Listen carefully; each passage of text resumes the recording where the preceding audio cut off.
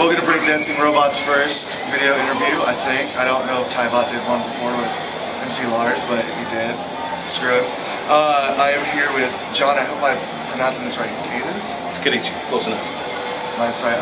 He is the president and a whole bunch of other things of Sakura-Con Minatures. Thanks for having me. Thanks for coming by. Sure, man. We just wanted to quickly go over some stuff. Again, thank you for coming out. I know Sakura-Con's been crazy. That's where we're at, by the way. So we appreciate you taking the time to come to this really shady hallway to talk to us. Especially at a con, it's good. Yeah, especially at a con. First off, we just like to say we absolutely love your games, especially Super Dungeon Explorer. We play it every week. It's always different. It's always fun, which is very rare with games nowadays. So it's been a really refreshing game. Instead of playing Munchkin where we all just screw ourselves over every time, or playing card games, you can only do so much. So when Super Dungeon Explorer came out, we were like, oh my god, this is amazing. So, again, it's a great game. How did you get into gaming, specifically miniatures? Okay, so for my background, when I got out of school some years back, I was going to work for Games Workshop for a number of years, and spent some time overseas with those guys. Came back here with Scripture Press, and I've been playing with toy soldiers and model miniature games since I was a little tiny kid. So I love miniatures. I love video games, love models, love all that stuff. So this is kind of a natural outlet for me. You know, I used to do a lot of contract work just in and around the area, worked at Xbox and some other places. And so evenings and weekends we spend building a business, designing games, just kind of getting the flow to see if this is something viable that we do. Yeah, awesome. Is there a background to the company name, or does it just sound catchy? Yeah, well, so the company's made up of myself and my two partners, Chris Birkenhagen and Diedrich Stella. These are buddies of mine from college. We've all been gamers together, kind of ran in the same gaming groups, and ran a group out in in University Town where we were at. And so we're linked up over the country doing the work that we do, and we travel to shows together. Soda Pop kind of came from a natural affinity for wanting to do anime style products. I mean, it was about candy coated, super sweet, kind of real, tongue-in-cheek kind of products, because way too much, especially from the background that I've had, there's been so much blood and skulls and death and chainmail and spikes and demons and killing. Oh yeah, stuff, Stuart right? Hayden Workshop with Blood Bowl. Well, it's all the grimdark, and God love it. I love it, and I bathe in it daily. But at the end of the day, there needs to be something else for a much broader audience, a much more real, expanding audience of like girls who are into playing games and they want to play with their boyfriends and they want to come to the table together and not be like, oh, it's just kind of. So they want something that makes them not feel like a nerd. Well, I mean, there's nothing wrong with that. I don't mind making them feel like a nerd. But at the same time, you want them to have a game where the environment is comfortable, where it's not overwhelming. True, and the stuff that we're making, we want to be like a real nice gateway to enjoying miniatures or card games or whatever. Yeah, you want people to have fun and enjoy the games, but at the same time, you don't want to be overwhelming like a lot of card games are, like Magic. So we mentioned previously Super Dungeon Explorer. Can you give us a quick concept of the game? I know it's supposed to emulate the old school video games and pen and paper RPGs, but was there any specific series or title that helped you guide yourself in the concept of the game? Nothing that I could say without ninjas dropping out of a ceiling and trying to kill me. Fair enough. We've all played those games. When you play the game, you're going to find it very reminiscent of a lot of different styles. We obviously selected a super deformed chibi style anime character that's much akin to a lot of the 16-bit games and the concept art we used to see when we were younger playing games, because they're all cute and they're small and they're a little fuddly, but man, it's a guy with a big sword, whacking monsters. Yeah. And there's an appeal to that which is universal and has even spanned generations to a new generation of gamers. And so we thought, number one, it's super awesome. Nobody else is doing it. We wanted to try to be as authentic and true to its source material as humanly possible, yet still build our own universe and have a nice, fun fantasy world to adventure in. Awesome. We know there are a couple expansions coming out. Can you give us a quick? Yeah. So what's coming out? We just announced monsters, heroes, tiles, and anything like that. Yeah. So we just announced at Gamma a couple of weeks ago in Vegas, Caverns of Roxor, which is our first level expansion. And so the way we're going to do these is we're going to dive into a whole brand new level of play. So the existing box set, you can expand on it with a new level by adding a new boss and many bosses, a new set of heroes, and then new monsters and minions. And so the new kit Cavern of Roxor is going to have a brand new elemental boss with new special rules that are going to sort of set the feel for a new dungeon. He's got his own minions. We call them Rock Tops. It's these big, crumbly turtle elemental guys that are burrowers and miners, and he's got a guy with a big cannon strapped to his back, and another giant turtle who throws his other turtle buddies all around and make a mess. We have fire elementals, which include things like flame hounds and blaze beetles that shoot gouts of flame and little fiery slimes, and stuff that's very reminiscent of all those video games you played. There's a pantheon of monsters that we get to dive into and recreate for our own world, which is really a lot of fun. Awesome. When's that supposed to be coming out, or can you release that? Well, yeah, absolutely. No, the planned release is slotted for in the Gen Con area, so it's going to be in July and August. So we have a nice little push there. And then following a couple months after that, we have another expansion on its way to kind of give you yet another path of monsters and stuff that we haven't quite told you all about. So it'll be out by PAX Prime? Oh, absolutely. You will see our entire staff there, Mike. From you. You guys recently did a partnership with the Battle Foam for Super Dungeon. Yeah. Will there be any more bags for any of the expansions? Yeah, so we work through our publisher, Cool Mini or Not, and we have a relationship, of course, with guys over at Battle Foam. And so we opted to go with them, and they gave us a great little kit to fit into the boxes for miniatures for the main set. But the all-up Battle Foam set has a Cool Mini or Not bag. Which I think addresses a lot of the different miniature ranges that they do. And so with that bag system, we will probably have more foam sets that'll, be custom fit to a lot of the new material that's coming out. So excellent. We'll make sure we stay on top of that. Before we move on to your next game that's coming out this summer, anything else you want to mention about Super Dungeon Explorer? And then it's really cool. You should get some. We have a brand new shipment that's on its way. It's due in May, so we've got a brand new wash product coming in. The content components are a little bit nicer, a little sprucier. We learned a lot from our first round and had a lot of QA problems, and so nicer cards, better boxes. We're including like little bits in a bag for some of the common stuff that got lost for people who had little small pieces they're assembling. Yeah. Oh, and there's an assembly guide at the box for people who want to put together their own models. Fancy that. So yeah, no, we're really excited to get that in stock, and then by August we'll probably be pushing out yet some more products. So cool. Excellent. So yeah, like we mentioned before, you have another game coming out in the summer called Relic Knights. Is there anything you can tell us about that? Yeah. Just the concept of it, how it came about? Yeah, so Relic Knights is actually a follow-on to the first line of miniatures we created. So when anybody started first following Soda Pop, we had a lot of activity on Cool Mini or Not, featuring a small selection of standard scale 32mm metal and resin figures. And these would be giant robots and cool hot anime chicks, and giant monsters and soldiers and cool stuff. Well, that's all actually been part of a plan to sort of gel into a small universe to build a skirmish scale game for anime style adventure. So it's really a small scale battle game. 8 or 10 models is enough to pick up elements of a faction to be able to come into play.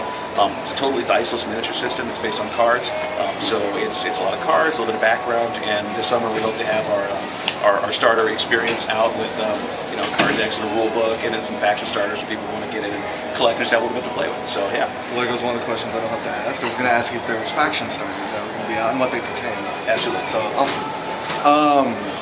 What can you give us a rundown of each faction, like their place in the world, or you bet, if certain factions have a different function, like one's primary healing, one's rush down, so on and so forth? Some of that stuff you guys will get to explore when the models come out, but the faction breakdown is like this, and you've seen our little prismatic color wheel that sort of corresponds with our logo.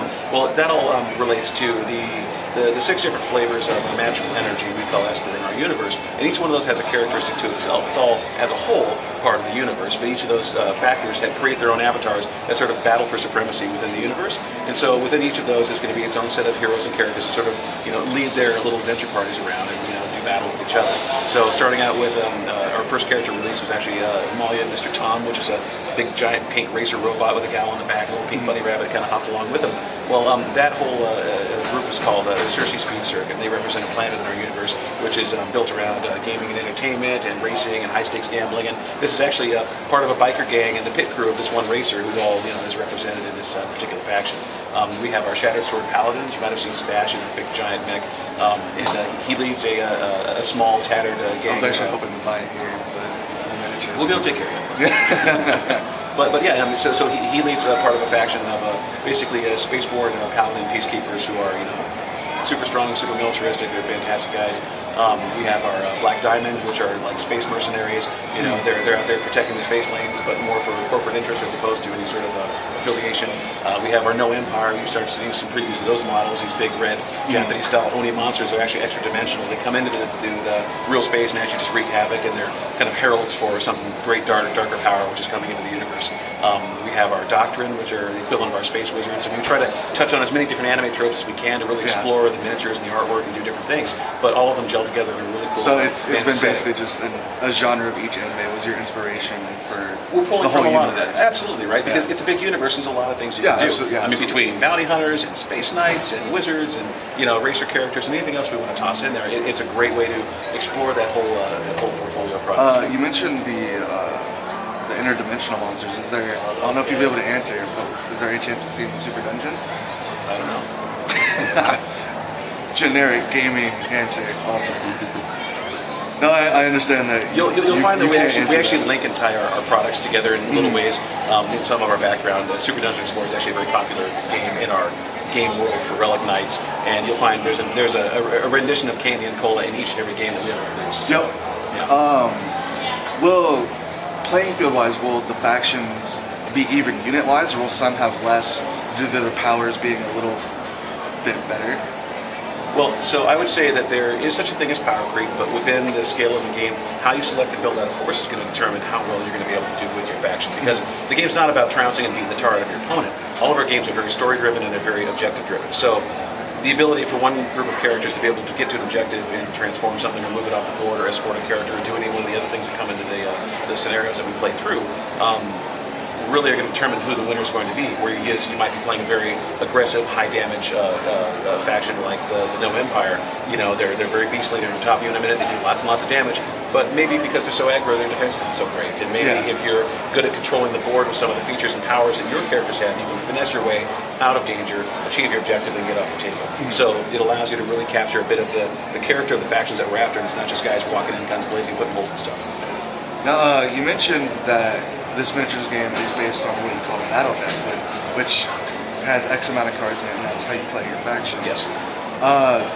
A lot of miniature games go with dice. What was your decision with decks? Because most people try to go the conventional route because big gameplay mechanics like that can end up killing a game. Are you afraid of that, or not at all? Did you do enough research where you're proud enough that some of it's research based and some of it's cut driven.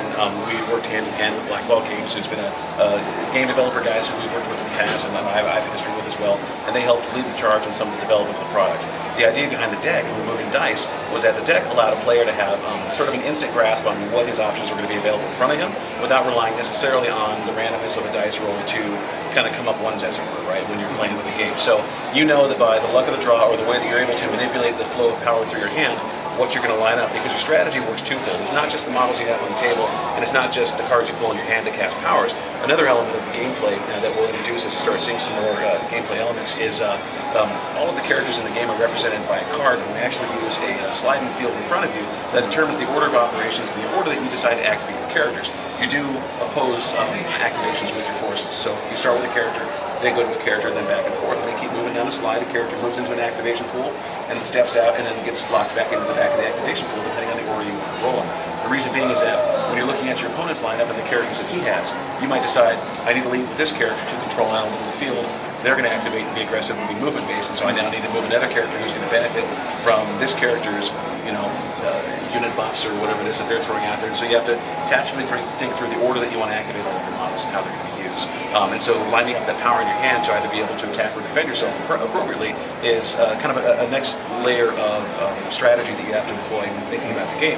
So you're spending more time thinking about the strategy of how you're ordering your troops on the table, as opposed to just, I grab a fistful dice and toss my thing, and my guys die, or they fall over, or whatever. So we want to try to keep it deep for the 8 or 10 models you might have on your set. Personally, we think it's pretty refreshing because we all come from card games anyway, so we're hoping for the best with that. Yeah, it's got a very natural feel. A lot of card game players responded very positively to it. They're familiar with the system, just kind of drawing and using energy to activate powers and abilities, and it's just something that they like to do. Now, same thing with Battle Form with Super Dungeon. Will there be Battle Form for Relic Knights? Oh, I presume. I mean, they're a standard kit, 32mm scale, skirmish scale box kit. So you can use any of the foam systems out there to sort of marry to your stuff. And taking care of your models is obviously a really important thing, and models can be fragile on occasion. So yeah, I mean, I recommend picking up a case. They're great cases. So awesome.